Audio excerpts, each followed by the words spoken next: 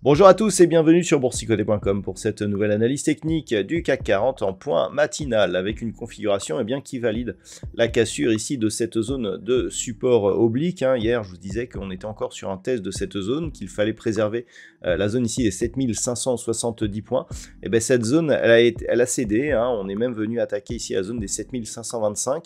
Et comme je vous l'avais indiqué, sur rupture éventuelle de cette zone, on pourrait accélérer à la baisse en direction ici de 7430, mais surtout la zone des 7365 points. Au niveau des indicateurs techniques, nous avons une configuration donc qui reste baissière. On le voit ici clairement au niveau des histogrammes du MACD. Le RSI est toujours sur une trajectoire de baisse. Et par rapport au volume, on a des volumes qui s'équilibrent et qui, pour l'instant, ne nous donnent pas énormément d'indications, si ce n'est que sur les deux phases de baisse que nous avions eues, on avait constaté une hausse des volumes. Hier, on était très légèrement avec des volumes en baisse, donc ça plaidait plutôt pour une phase de stabilisation.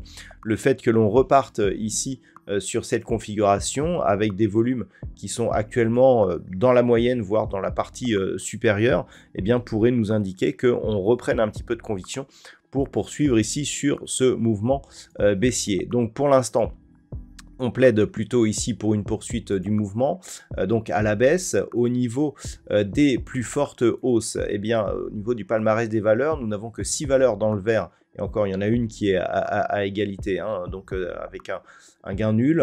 Total Energy donc gagne 1,1%, Engie plus 0,52, Danone et Thales plus 0,37, Safran et Airbus quasiment à l'égal. Par rapport aux plus fortes baisses, là on a effectivement des bonnes phases de consolidation. Stellantis poursuit sa consolidation, moins 4%, Bouygues moins 3,80, Orange moins 2,75, ST Micro, ArcelorMittal ou Kering sont sur des baisses plus proches de 2%. Donc on le voit, c'est plus une phase de consolidation une poursuite de consolidation à laquelle nous assistons. Donc là on est clairement en train d'invalider la possible poursuite ici de ce mouvement haussier. Pourtant on avait eu donc une rupture de la zone des 7725 points, on n'a pas réussi à passer ici la zone des 7008. On invalide donc la cassure de cette zone ici horizontale qui aurait pu nous donner une configuration de retournement majeur. Et à l'inverse, on vient ici s'approcher des précédents points bas significatifs de cette dynamique. Donc cette zone de contact ici validerait totalement le retournement de la dynamique. Je vous l'ai indiqué il y a quelques jours, le fait d'avoir une accélération suivie d'une reprise ici et d'une cassure de la zone de support peut en général donner des signaux d'un retournement assez violent.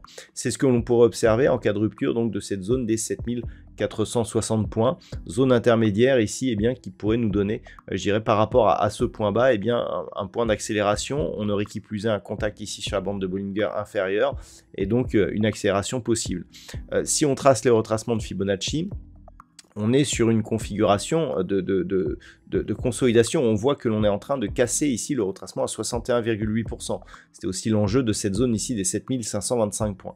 Donc globalement, le fait que l'on casse ici augmente énormément les probabilités de revenir sur un retracement total, ce qui nous donnerait un objectif de retour ici sur cette zone des 7342 points.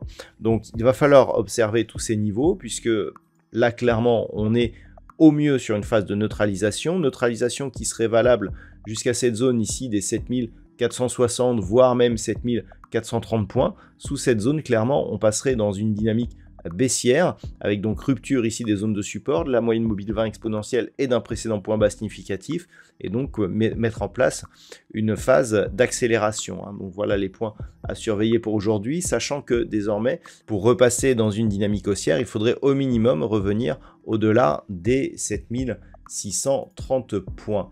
Voilà donc ce que l'on peut dire d'un point de vue technique sur cette configuration. D'un point de vue macroéconomique, donc nous avons eu des chiffres de PMI au service en France ce matin qui se sont révélés légèrement supérieurs à ce qui était attendu.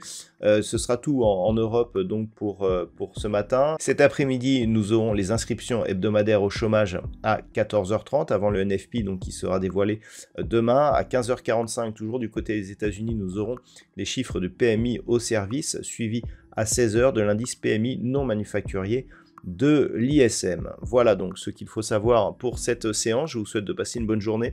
On se retrouve dès ce soir pour toutes les autres analyses techniques du site boursicoté.com.